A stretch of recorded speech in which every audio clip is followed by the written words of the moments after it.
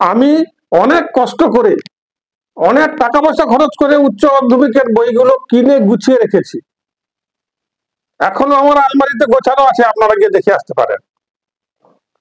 তা সত্ত্বেও আমাকে চক্রান্ত করে ফেল করানো হয়েছে, সম্পূর্ণ চক্রান্ত করে ফেল করানো হয়েছে।